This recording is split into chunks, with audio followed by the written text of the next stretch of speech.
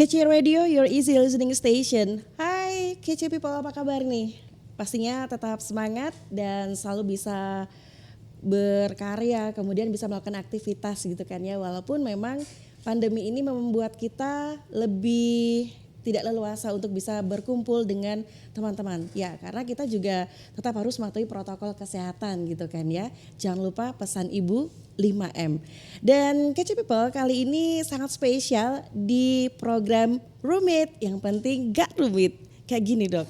Gini ya. Asik. Kalau kurang 1, 2 ya. Boleh. Oke, ini adalah program podcast Bincang Santai dan ada satu topik yang akan kita bahas hari ini. Dan yang pasti topik ini bisa jadi seringkali kita tahu, cuman untuk mengidentifikasinya kita juga harus ada sumber gitu kan ya, supaya apapun yang kita lakukan, kita ketahui ini bisa dipertanggungjawabkan gitu kan ya.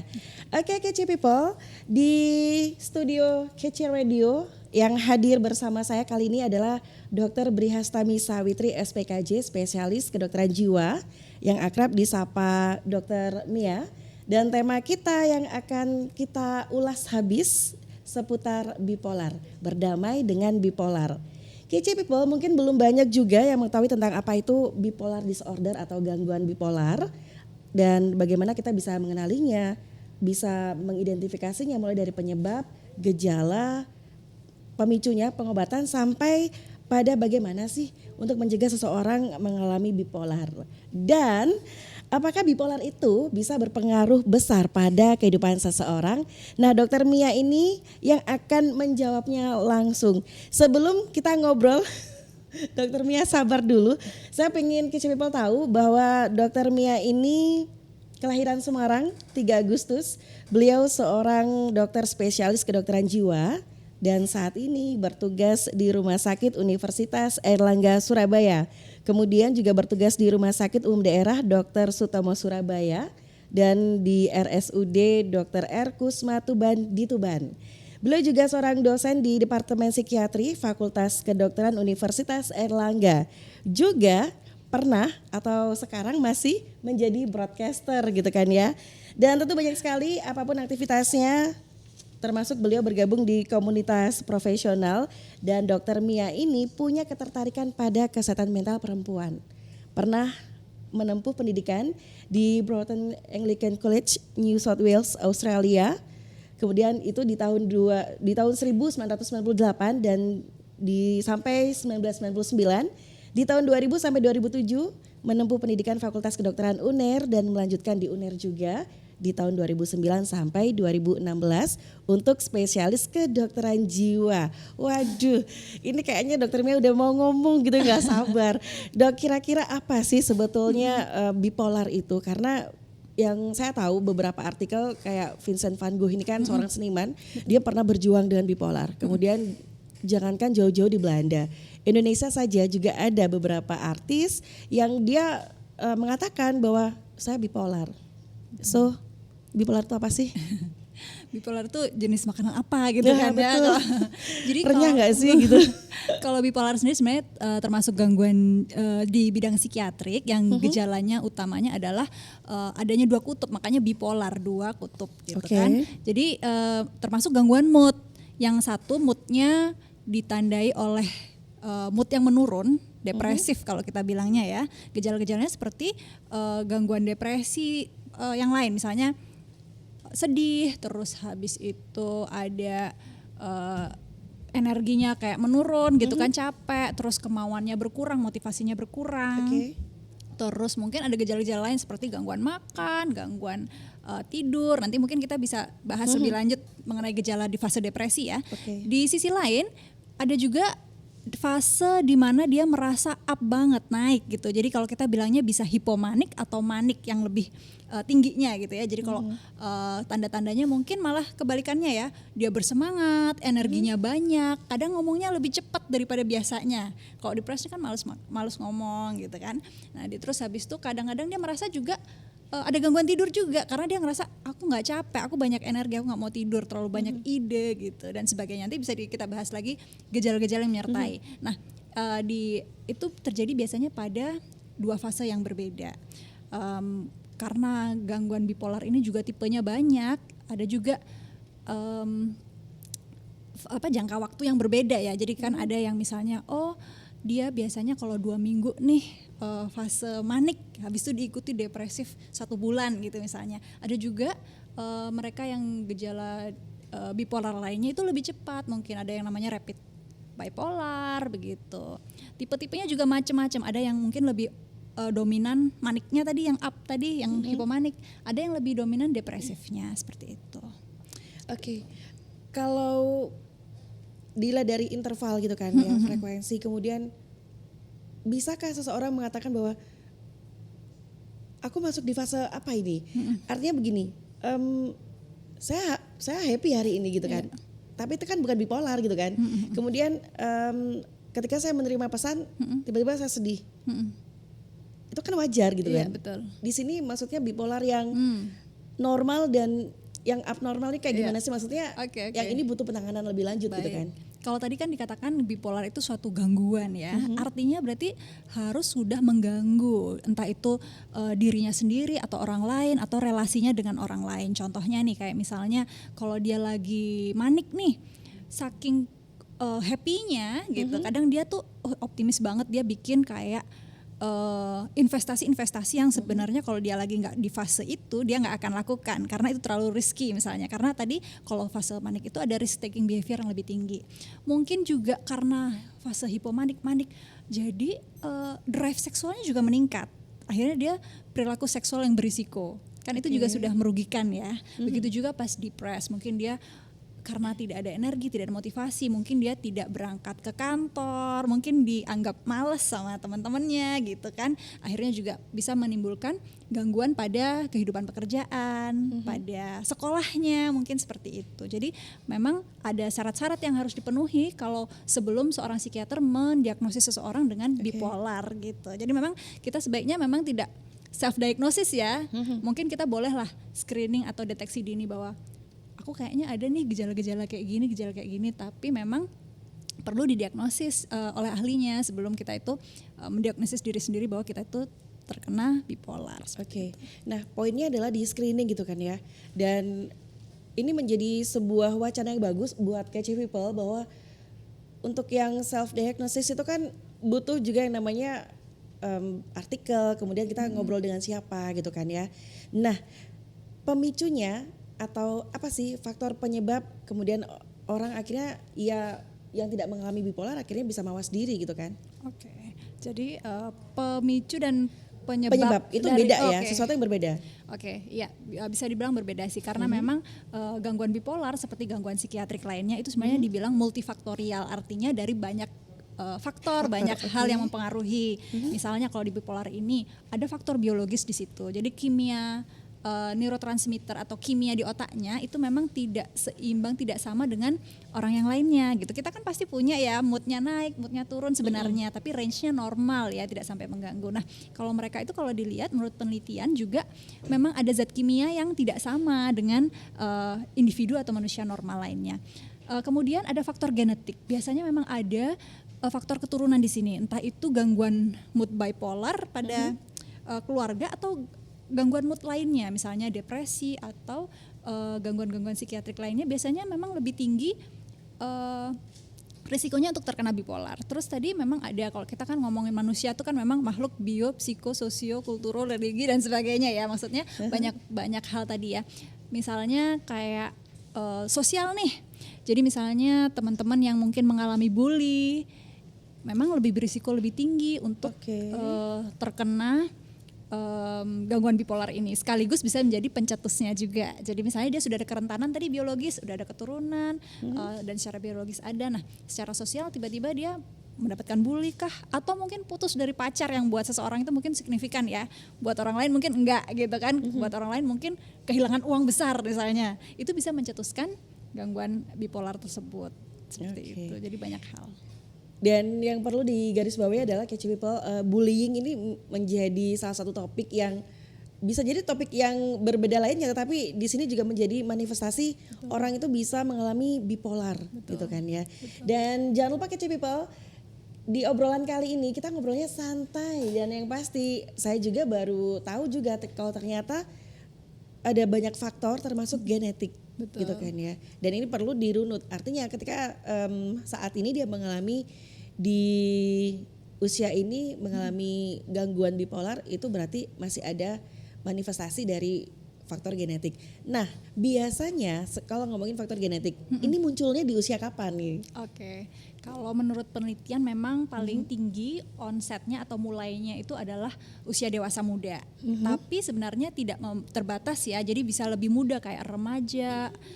Bahkan ada juga yang menemukan pada anak-anak meskipun bentuknya mungkin berbeda ya seperti dewasa. Bahkan juga yang sudah lanjut, misalnya kita mungkin ngomongin Catherine Zeta-Jones ya kan, dia juga mengaku bahwa dirinya bipolar. Waktu itu kalau nggak salah beliau sudah cukup berumur ya, kayaknya di atas 40 dan mungkin kalau nggak salah habis melahirkan anak kalau nggak salah seperti itu ya. Tapi Jadi itu nggak ada hubungannya dengan baby syndrome, baby blues? Ya, mungkin juga salah satu pencetusnya adalah perubahan kimia pada saat kita habis melahirkan itu kan sering kita mengalami baby blues. Kalau baby blues itu masih dianggap sebagai sesuatu yang fisiologis atau normal, tapi kalau berkepanjangan bisa menjadi postpartum depression. Nah, pada Catherine Zeta-Jones mungkin tidak hanya postpartum depression aja, tapi juga ada fase manik dan hipomaniknya, mungkin seperti itu waktu itu sehingga akhirnya dia didiagnosis dengan bipolar, mungkin seperti itu. Kita akan ngobrol lebih lanjut dengan Dr. Mia. Jadi Kece People jangan kemana-mana, dan program kita kali ini Rumit, yang penting gak rumit. Ini adalah bentuk kerjasama kita dengan SMCC, Satuan Mitigasi Crisis Center Universitas Negeri Surabaya. Kita akan kembali setelah yang satu ini.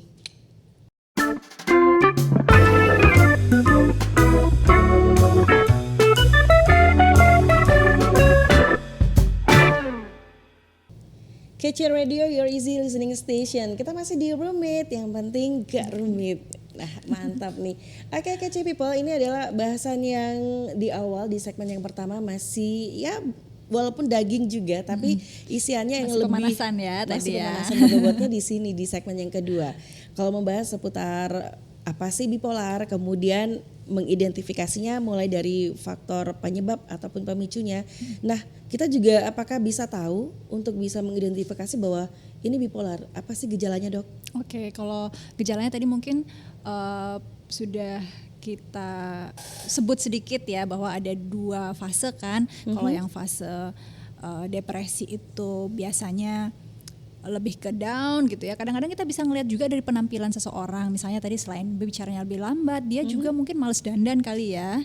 Gitu. Jadi nggak mungkin kalau yang depresi kayak Tacap gitu ya. Gitu. Meskipun ada sih orang yang memang mask depression atau highly functional depression yang mungkin masih dandan begitu, tapi dia tetap kayak ngerasa sedih, sering nangis, mungkin mellow seperti itu. Terus tadi kalau soal gangguan makan tuh bukan hanya nggak mau makan sebenarnya, tapi bisa juga overeating, bisa juga. Terus ada juga yang mungkin tidak hanya insomnia aja, hipersomnia alias banyak tidur juga bisa. Terus mungkin badan nyeri-nyeri, sakit kepala, sakit otot, itu juga bisa terjadi tapi pada fase sakit itu. Memang secara fisik sakit, tapi bukan karena psikologisnya yang mengatakan bahwa badanku ini sakit. Iya, jadi memang sakitnya memang nyata ya, dirasakan oleh yang merasakan seperti itu. Cuma memang pencetusnya adalah psikisnya itu gitu. Jadi memang karena faktor psikisnya seperti itu. Kemudian mungkin kalau sudah berat, biasanya di fase depresi ini bisa saking merasa helpless, hopeless, dia akan ada pikiran-pikiran mungkin untuk suicide atau bunuh diri. Sampai begitunya ya? Begitu, mungkin juga nggak langsung kayak oh aku pengen bunuh diri, enggak. Mungkin kayak aku mending nggak ada aja deh kayak gitu. Aku nih nggak berguna, karena kalau fase depresi itu kadang-kadang sering merasa bersalah, merasa nggak berharga, ngerasa yang mungkin nggak proporsional kalau orang lain nggak ngelihatnya gitu. Kayaknya aku nih nggak ada gunanya kayak gitu, seperti itu. Jadi pesimis juga untuk masa depan dan sebagainya. Tapi apakah ini ada hubungannya dengan mungkin dia pernah mengalami traumatis, bullying, pola asuh keluarga, kemudian apapun, mungkin juga dia pernah merasa gagal dan untuk bisa bangkit butuh waktu. Apakah juga seperti itu? Iya bisa. Jadi ada benar banget kalau pola asuh keluarga, pola asuh orang tua itu sangat berpengaruh juga kan. Itu juga membentuk kepribadian kita ya seperti itu. Nah kalau ada hal-hal yang traumatis tentunya mungkin dari orang tua mungkin yang membuat dia mungkin tadi ego strength-nya kurang bagus gitu ya. Nggak pede dan sebagainya, bisa aja itu mempengaruhi hal-hal tersebut gitu. Oke, kalau tentang gaya hidup mungkin? Ya bisa jadi misalnya gaya hidup sebagai pencetus ya, misalnya bisa juga penggunaan nafza atau zat-zat misalnya alkohol, obat-obatan, stimulan, ganja dan sebagainya, itu dikatakan juga bisa sebagai pencetus dari bipolar, meskipun itu juga bisa sebagai gejala ya. Jadi karena tadi perilaku berisikonya tinggi nih, atau mungkin dia depresi dan ingin self healing atau ingin menyembuhkan diri tapi nggak tepat salah, gitu. gitu ya. Jadi mungkin ingin mengurangi rasa sakit yang dia rasakan, terus dia alihnya ke obat-obatan tanpa ke profesional ya, akhirnya penyalahgunaan zat itu juga bisa. Atau kadang yang itu tadi justru sebagai dia nggak apa-apa, tapi karena penyalahgunaan zat itu membuat dia ada gangguan mood karena memang ada kerentanan gitu, kerentanan secara biologis seperti itu. Tapi ini nggak ada hubungannya dengan tipe dia introvert atau ekstrovert ya? Sebenarnya tipe kepribadian itu juga bisa loh pengaruh sama suatu diagnosis seseorang, karena itu kan mempengaruhi coping kita ya. Kalau misalnya kita ada permasalahan nih gitu, kalau orang yang introvert mungkin cenderung bottled up inside ya, maksudnya dia withdrawal juga ya? Iya Menarik gitu diri kan, gitu ya? jadi mungkin belum tentu dia cari solusi atau asertif misalnya kan, misalnya nggak pas nih, tapi dia asik aja dengan pikirannya sendiri, bisa kan jadi lebih stresornya sama, tapi dia lebih rentan terhadap stres tersebut karena dia nggak sharing itu, jadi bisa ada pengaruhnya seperti itu. Kalau sudah seperti itu apa sih yang harus dilakukan?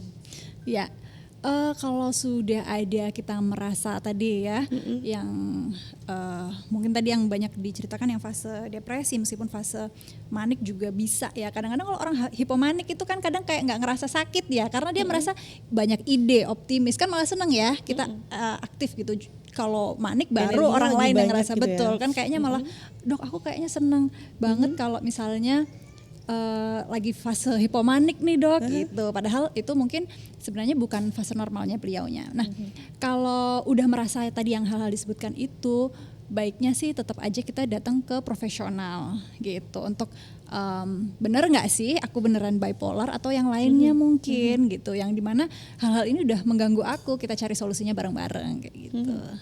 Apakah sampai membutuhkan treatment dan itu apakah untuk bisa sampai ke treatment kemudian penggunaan obat yang pernah saya tahu gitu kan, apakah itu maksudnya begini, seseorang ini sudah saya sudah mengidentifikasi diri saya ada gangguan, kemudian saya datang ke sana. Nah untuk menentukan treatment selanjutnya ini apakah berdasarkan apa yang dia sampaikan kepada pakarnya, atau pakar sudah bisa menentukan seperti itu? Iya, biasanya kita melakukan, kalau kita bilangnya anamnesis ya, jadi kita wawancara mendalam kepada pasien tersebut. Juga kita melakukan heteroanamnesis kadang, jadi dia datang sama siapa, mungkin sama keluarga, sama teman yang bisa mengobservasi tersebut, jadi kita juga wawancara hal-hal tersebut. Kadang-kadang kita juga melakukan pemeriksaan-pemeriksaan lain untuk menyingkirkan kemungkinan penyakit lainnya tentunya ya. Dan kalau dari hasilnya memang terdiagnosis dengan bipolar, karena tadi di awal juga dikatakan multifaktorial ya, antara lain ada faktor biologis dan psikologis, sehingga penanganannya juga dari banyak faktor itu. Misalnya dari biologisnya memang butuh pengobatan gitu, kalau kita bilang psikofarmaka, jadi kita memang butuh obat-obatan. Yang kedua butuh psikoterapi, tadi kan katanya karena faktor kepribadian lah, cara coping ya, mengatasi masalah, terus mungkin ada stresor, unfinished business dan lain-lainnya, itu mungkin kita bantu dengan psikoterapi. Yang ketiga tadi kan ada sosionya nih, kadang-kadang kita perlu memanipulasi lingkungan, misalnya tadi keluarganya kurang suportif, komunikasi kurang baik. Nah kalau perlu kita lakukan intervensi keluarga, mungkin family therapy kayak gitu. Jadi sesuai sama permasalahan yang dihadapi. Kalau memang tadi ada ini penyalahgunaan zat, ya berarti kita juga mengatasi hal tersebut. Oke, jadi semuanya melalui tahapan-tahapan atau ada prosedurnya gitu ya. Betul. Oke, dari yang Dokter Mia pernah ketahui, apa sih yang paling berbahaya dari adanya gangguan bipolar ini? Oke, kalau yang tadi yang misalnya di fase depresif ya, tentunya yang tadi suicide attempt atau usaha-usaha bunuh diri itu serius ya kan, karena angkanya juga tinggi sebenarnya meskipun yang kita tahu mungkin fenomena gunung es ya, nah, itu mungkin topik lain ya sebenarnya. Kalau untuk manik juga cukup berbahaya ya, bisa dia nih karena kan kadang ada bipolar dengan gejala psikotik nih, karena bipolar juga kadang membawa teman gitu. Psikotik itu kalau dia sudah nggak bisa membedakan antara realita dengan pikirannya dia gitu, dengan gangguan berpikirnya. Contohnya karena nih saking dia senengnya nih PD-nya, kadang dia punya pikiran gini, pemahaman yang salah tentang realita. Contohnya, aku banyak yang seneng nih, orang ini suka sama aku, padahal kenyataannya nggak gitu kan. Dan hal-hal lainnya, misalnya aku ini anak presiden, ada juga yang bipolar seperti itu. Akhirnya dia mungkin aku orang kaya, kayak hal seperti itu. Jadi kan bisa dibayangkan sebenarnya banyak hal-hal yang bisa membahayakan. Misalnya aku ini kebal misalnya gitu. Jadi misalnya mereka juga banyak yang kebut-kebutan seperti itu di saat fase manik begitu. Selain tadi perilaku berisiko lainnya seperti itu. Jadi memang perlu di manage supaya moodnya tadi nggak sampai merugikan ya, seperti itu.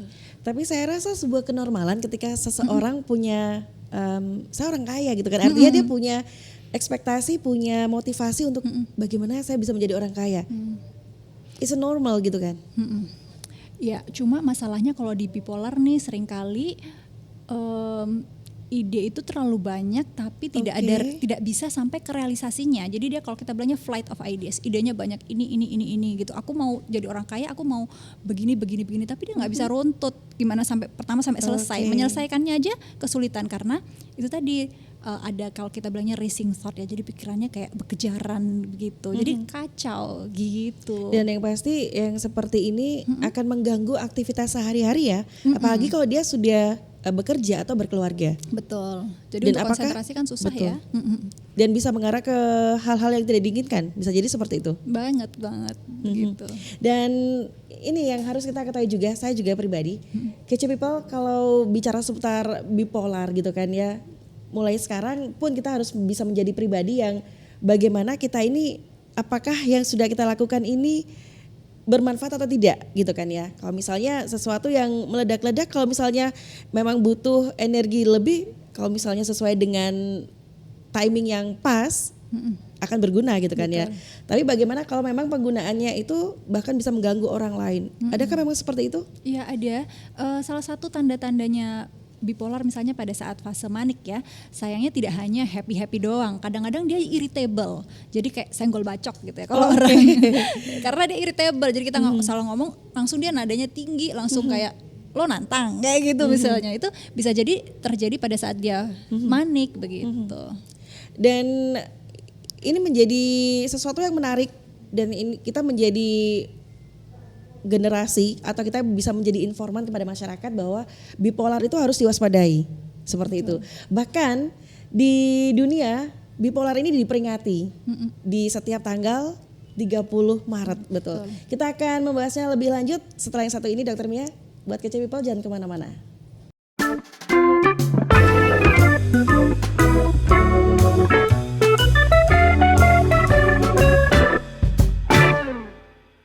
Kece Radio, your easy listening station. Kita di segmen yang ketiga loh, gak kerasa. Gimana kalau ditambah? Tapi kita coba maksimalkan pembahasan ini di segmen yang ketiga ini ya. Kita masih dengan Dokter Mia loh, Kece People, dan kita masih di rumit. Yang penting gak rumit. Nah, ini menjadi sebuah topik yang sangat bagus. Artinya saya pun bisa beranggapan bahwa diri saya ini self-diagnosis bahwa kayaknya aku lagi ada gangguan deh gitu kan ya. Atau bahkan saya bisa mengidentifikasi sebelah saya, sebelum kita ngomongin World Bipolar Day ya dok ya. Teman saya ini kayaknya dari literasi yang saya baca dia kayaknya mengarah ke bipolar deh. Boleh nggak sih saya berpikiran seperti itu ke teman saya? Nah itu mungkin yang tadi kita bahas ya, arahnya jadinya self diagnosis atau ke temannya mungkin stigmatizing ya mungkin. Betul. Ya, menstigma ya. Oh kayaknya kalau dia nih apa sih nggak jelas moodnya suka mungkin kita tapi beda sama mood swing ya? Jadi mungkin salah satu gejalanya bisa jadi mood swing ya. Nah ini Kice People jangan mudah mood swing, diatur dong ya manajemen emosinya. Meskipun mood swing tidak selalu bipolar ya kan, bisa jadi gangguan yang lain, gangguan kepribadian juga ada yang ciri khasnya mood swing begitu. Jadi banyak sekali dan memang kita perlu datang ke ahlinya untuk daripada self diagnosis. Kenapa sih kok bahayanya kalau kita self diagnosis? Ya mungkin tadi akhirnya yang mungkin maunya self healing atau self treatment gitu kan, ternyata jadi jatuhnya malah mungkin memperberat seperti itu dengan penyalahgunaan zat. Atau ada juga nih yang bilang bahwa sebenarnya self healing itu nggak harus kamu lakukan sendirian kok. Self healing itu bisa barengan sama orang lain, misalnya sama terapis gitu kan. Ya kan, maksudnya dipandu, mungkin sama psikolog juga boleh kayak gitu. Jadi tapi ada komunitasnya nggak sih dok? Ada banget. Jadi kalau di Indonesia itu ada namanya BCI, Bipolar Care Indonesia. Kalau di Surabaya yang aktif adalah Harmony in Diversity gitu. Jadi mungkin bisa dicari di medsos ya, Harmony in Diversity. Kalau misalnya teman-teman memang tertarik atau teman-teman ingin tahu lebih banyak. Dan ada juga di Indonesia ini ada namanya Seksi Bipolar dan Gangguan Mood Lain dari PDSKJI atau Persatuan Dokter Spesialis Kedokteran Jiwa seluruh Indonesia. Mereka punya medsos juga, di situ mungkin banyak info-info yang mungkin kita nggak sempat bahas ya, tapi ada di situ mungkin buat teman-teman yang pengen lebih tahu mengenai bipolar. Boleh kok disampaikan ke Kice People? Ya bisa di browsing bipolar dengan keywordnya tadi gitu ya, bipolar, seksi bipolar gitu deh, seksi bipolar Indonesia. Lanjut di topik yang tadi sempat terputus yang bagaimana kalau kita bersebelahan atau bersentuhan langsung dengan orang-orang yang saat ini sedang menderita gangguan bipolar. Iya, kalau misalnya kita merasa curiga nih mas, atau sudah terdiagnosis nih? Kalau dua-duanya gimana? Oke. Jadi kalau memang apalagi jadi caregiver ya atau pemberi rawat atau yang dekat dengan orang-orang dengan bipolar. Kalau kita kan bilangnya ODB nih gitu, ODB orang dengan bipolar. Orang dengan bipolar. Untuk tujuannya sih untuk mengurangi stigma juga gitu kan, because you are not your diagnosis gitu ya. Meskipun kita terkena bipolar gitu kan, bukan berarti kita itu nggak bisa begini atau terbatas dan sebagainya gitu ya. Tapi kita simply hanya ya kita lagi hidup dengan bipolar gitu kan. Kalau kita memang dekat dengan orang yang bipolar mungkin bisa dipahami, kadang-kadang mungkin bisa melelahkan juga ya gitu ya kalau tidak terkontrol moodnya gitu. Jadi kalau misalnya kita bisa bantu dia untuk lebih mengontrol moodnya gitu kan, terkontrol moodnya, akhirnya gangguannya nggak terlalu mengganggu, jadi kan maksudnya tidak menjadi istilahnya kalau kita bilang sih pulih ya, bukan sembuh ya, kita bilangnya pulih, recover. Jadi bisa kembali ke baseline-nya normalnya. Kalau bisa bahkan lebih baik lagi ya dalam mengontrol emosi dan mood dan sebagainya. Mungkin kita bisa bantu dengan pertama, misalnya memang pada fase-fase yang dimana dia memerlukan obat, kita membantu untuk berobat. Kalau misalnya dia pada fase yang belum ke dokter, mungkin kita bisa mengingatkan seperti itu untuk kontrol. Kalau dia memang butuh teman bercerita, kita dengar, mungkin dia tidak selalu meminta saran atau apapun. Betul. Cuma pengen didengerin aja mungkin sudah sangat membantu sebenarnya. Seperti itu. Yang berikutnya tentunya tidak ngejudge atau stigma atau kadang-kadang kita juga justru misalnya kenapa tadi kok pertama itu saya sebutkan perlu disupport soal obatnya gitu kan, karena kita sering juga pill shaming ya, kalau orang minum obat itu kesannya gimana gitu ya, padahal dia butuh itu untuk meregulasi mood mungkin gitu kan, membuat kualitas hidupnya lebih baik. Kayak denial gitu? Mungkin sebagian dari orang kan sebenarnya juga nggak ada yang mau ya untuk sakit ataupun harus minum obat itu sebenarnya nggak ada yang mau ya seperti itu.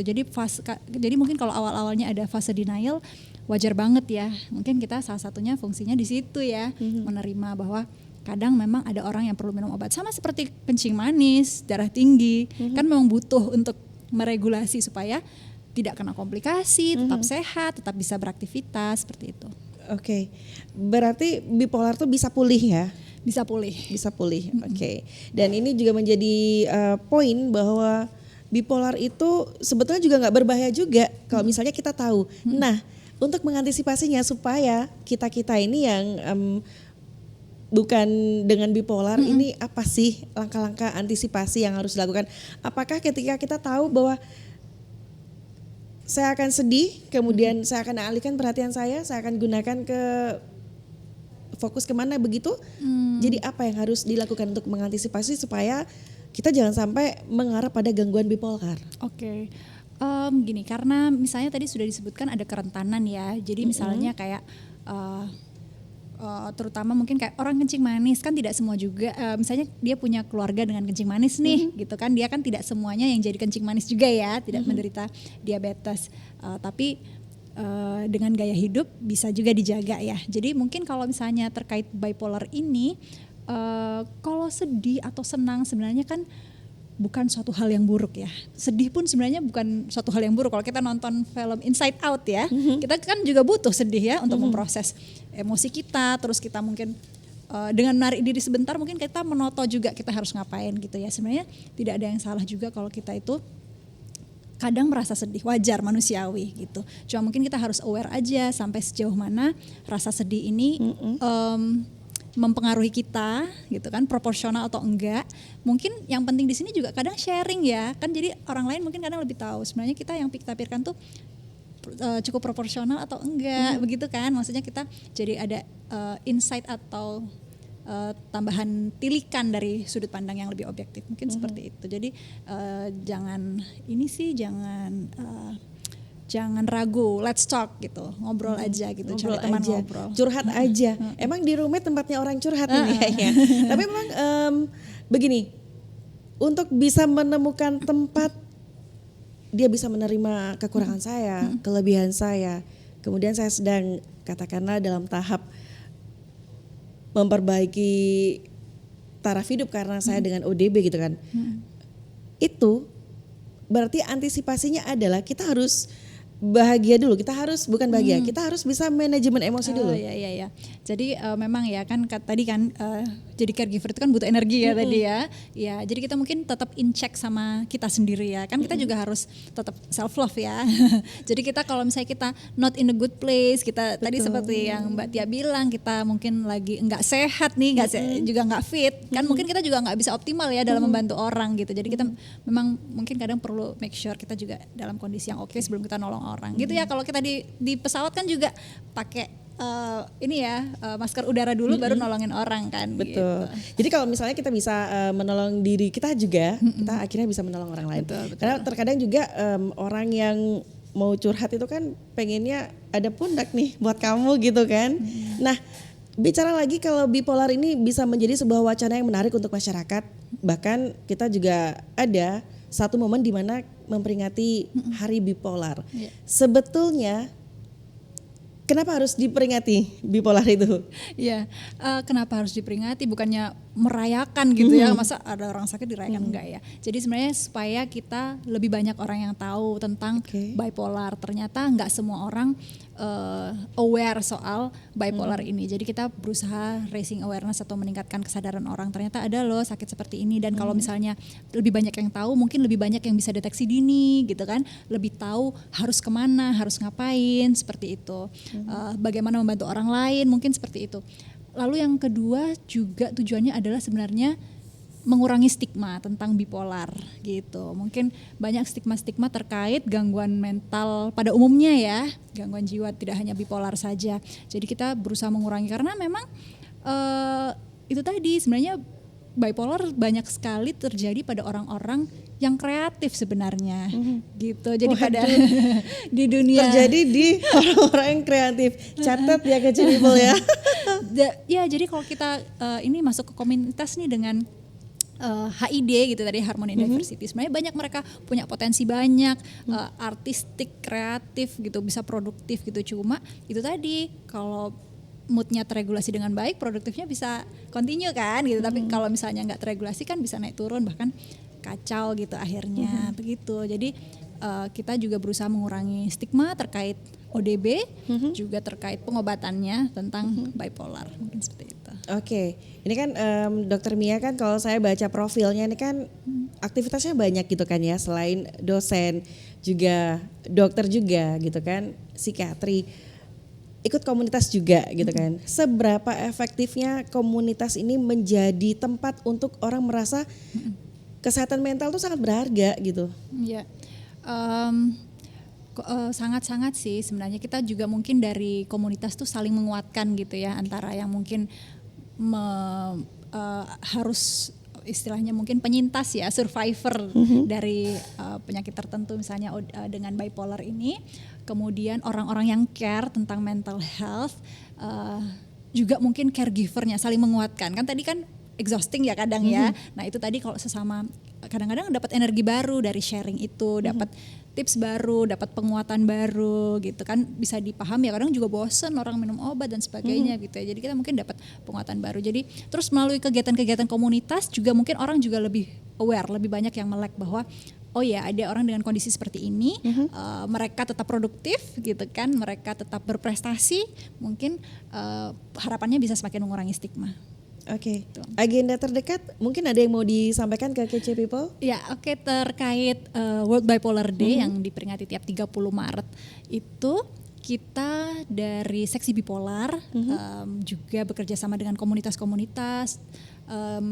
Ada banyak acara kita sih. Yang pertama kita ada social media campaign. Jadi ada banyak ahli kesehatan, psikiater, ODB, caregiver yang sharing di social media, entah itu Instagram Live, ada yang di Clubhouse, sekarang mungkin kan lagi banyak yang dengerin.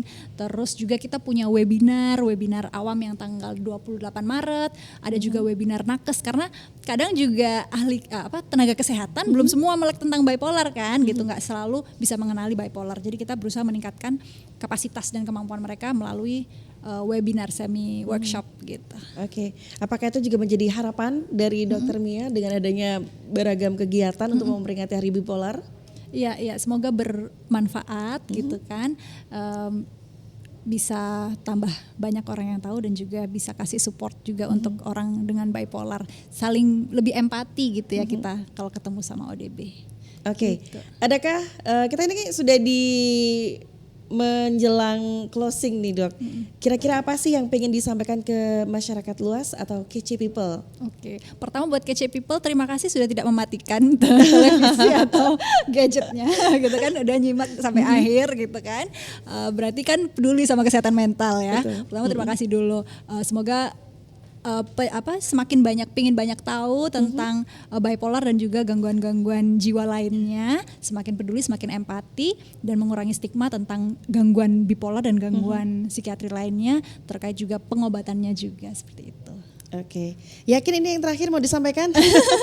Nanti nambahnya Japri ya. Oke, Kece People, kita sudah ngobrol banyak seputar bipolar disorder atau gangguan bipolar, dan Dokter Mia juga sudah menyampaikan bahwa kalau kita bersama dengan ODB ataupun penyintas gitu kan ya, kita nggak usah malah insecure gitu kan, malah ini menjadi satu momen yang pas, kita harus bisa membersamai, mendukung, saling menguatkan untuk teman-teman yang merasa bahwa ada gangguan gitu kan ya, dan ini harus segera ditangani, dan teman-teman sudah hadir untuk itu.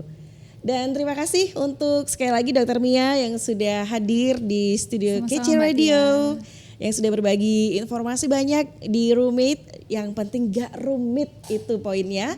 Juga thank you buat teman-teman tercinta di SMCC, Satuan Mitigasi Crisis Center Universitas Negeri Surabaya.